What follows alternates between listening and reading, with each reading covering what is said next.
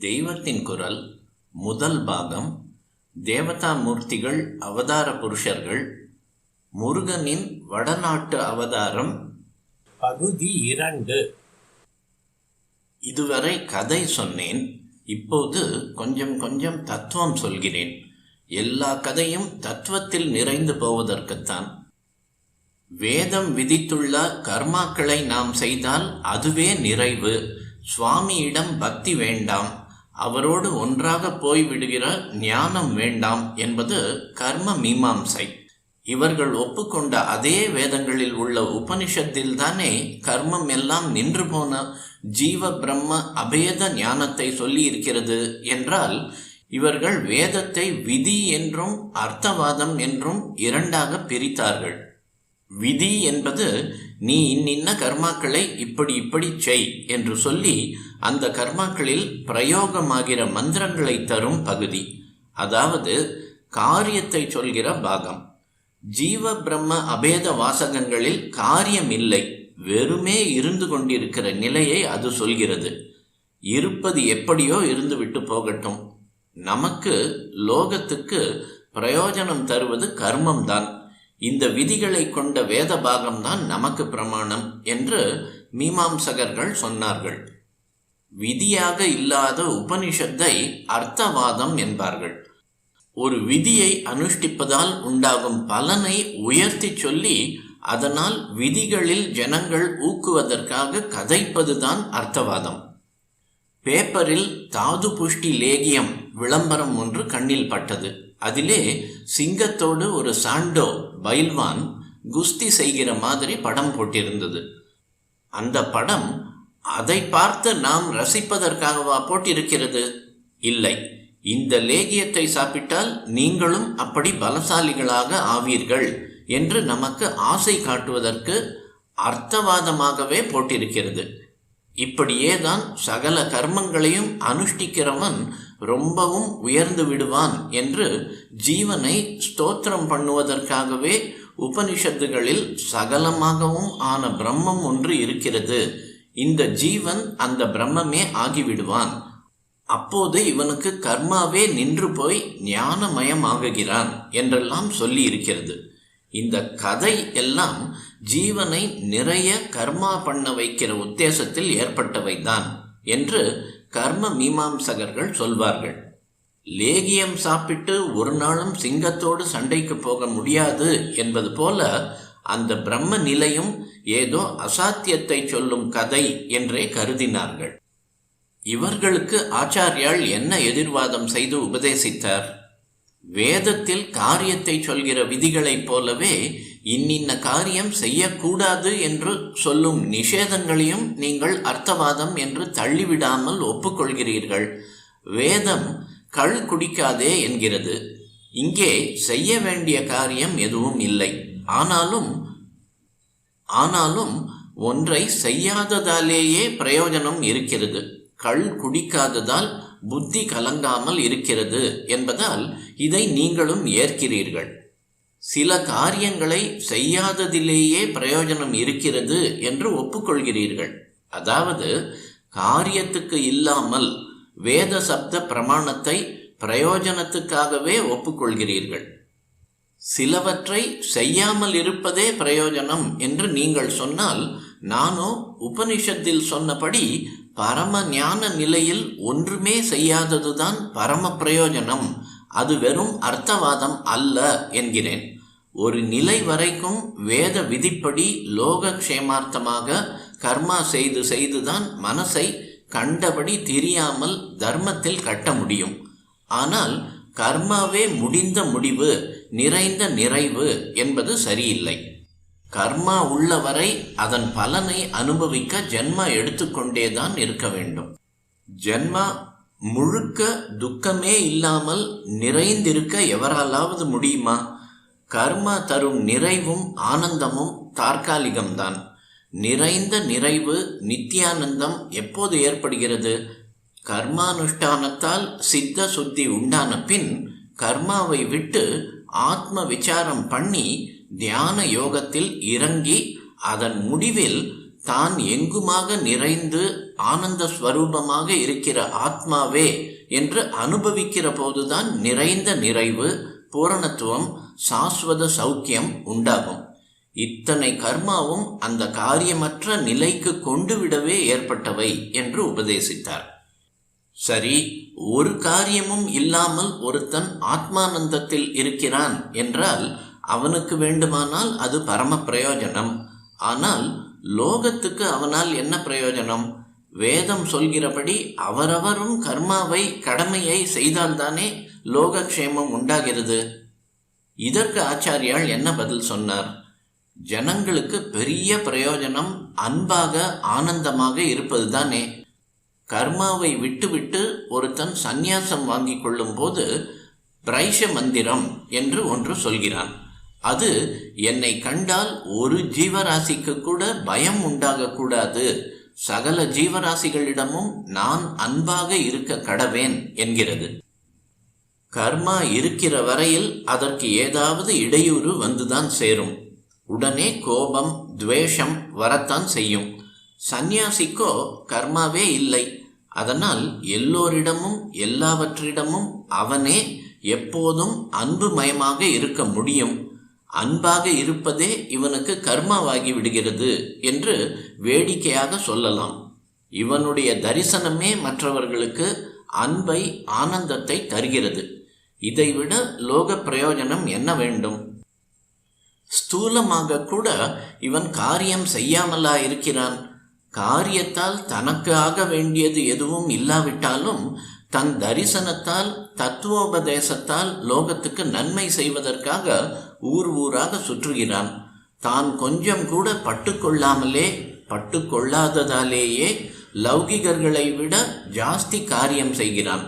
மற்றவர்கள் அழுது கொண்டும் ஆத்திரப்பட்டு கொண்டும் லாப நஷ்ட கணக்கு பார்த்து கொண்டும் செய்வதால் பூரண சக்தியோடு காரியம் பண்ண முடியவில்லை.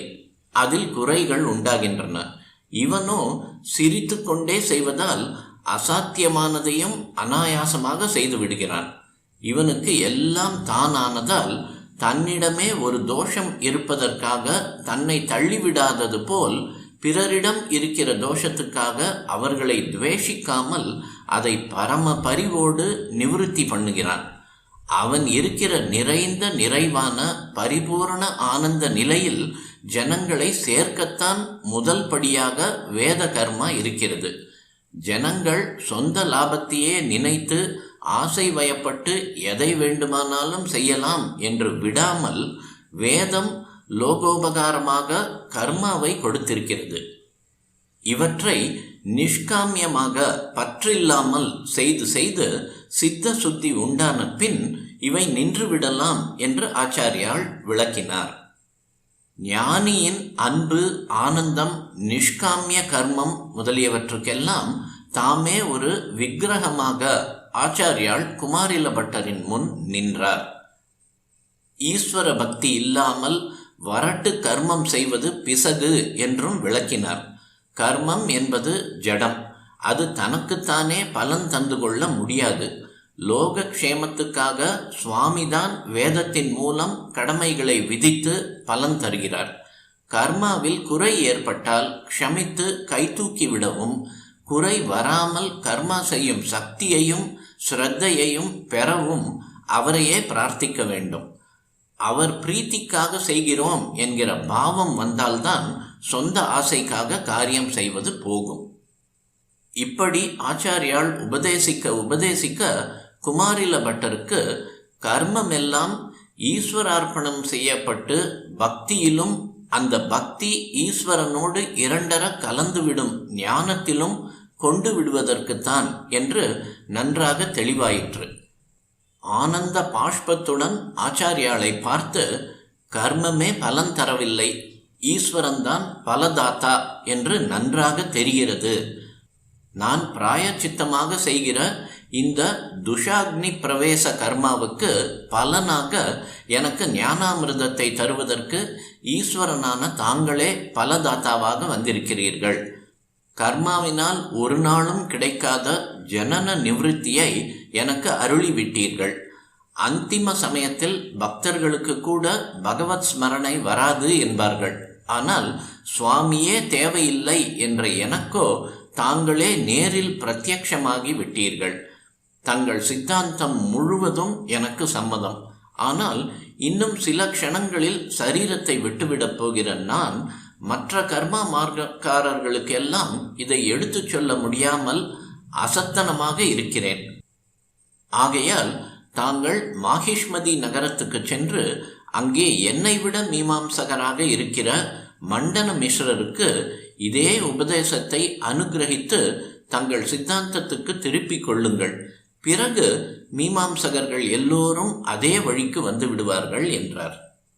சரீரத்தை வறுத்து எடுக்கின்ற அக்னியின் தாபமே தெரியாமல் குமாரில பட்டர் ஆச்சாரியாளின் சந்நிதான விசேஷத்தால் அமிர்தத்தில் நனைந்த மாதிரி இருந்தார்.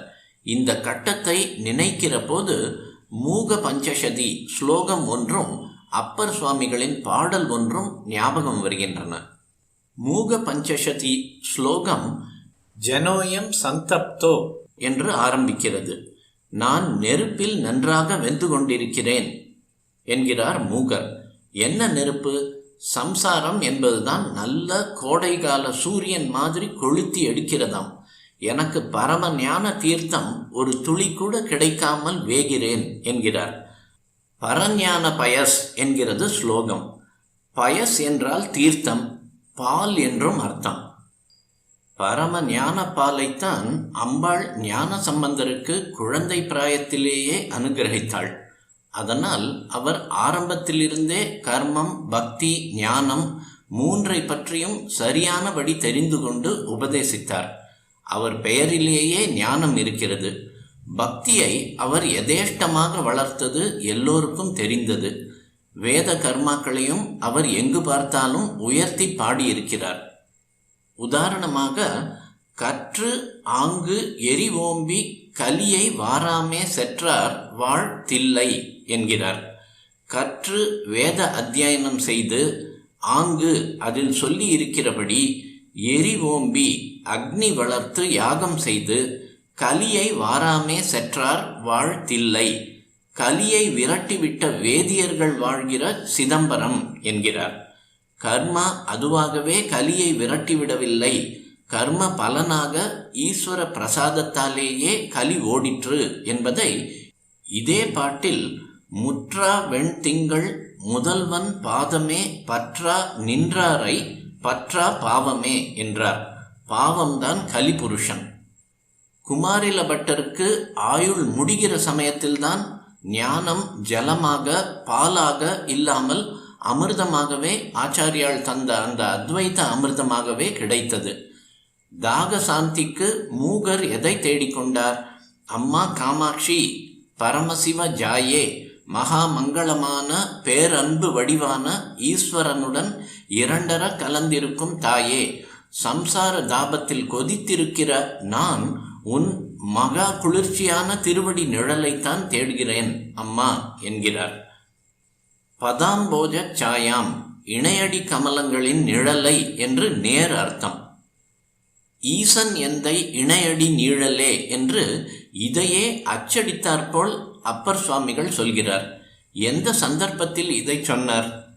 மூகர் ரூபமாக சிம்பாலிக் சம்சாரத்தை கொளுத்தும் சூரியன் என்றார். அப்பர் வாஸ்தவமாகவே ஃபேக்சுவல் சுண்ணாம்பு காலவாய்க்குள் இருந்து கொண்டு இப்படி பாடினார். ஜைன மத தலைவராக இருந்த அப்பர் சைவத்துக்கு மாறிவிட்டார் என்றதும் ஜைனனாக இருந்த பல்லவ ராஜா அவரை சுண்ணாம்பு காலவாய்க்குள் போடும்படி ஆக்ஞையிட்டான். அப்படியே செய்த ராஜ சேவகர்கள், சிவன் சிவன் என்கிறீரே, இப்போது எப்படி இருக்கிறது சொல்லும் என்று பரிகாசம் செய்தார்கள். ஹிரண்யகசிபு செய்த குரூர தண்டனைகள் பிரகலாதனை தொடாத மாதிரி அப்பருக்கும் ஈஸ்வரானுகிரகத்தால் சித்திரஹிம்சை எதுவுமே தெரியவில்லை. தன்னிடம் கேலியாக கேட்டவர்களிடம் கோபமே இல்லாமல் எப்படி இருக்கிறதா? ஈசன் எந்தை இணையடி நிழல் எப்படி குளிர்ச்சியாக இருக்குமோ அப்படி இருக்கிறது. அது இந்திரிய அதீதமானது, உங்களுக்கு புரியாது. உங்களுக்கு புரிகிற மாதிரி சில இந்திரிய சுகங்களை வரிசையாக சொல்கிறேன், எண்ணிக்கொள்ளுங்கள்.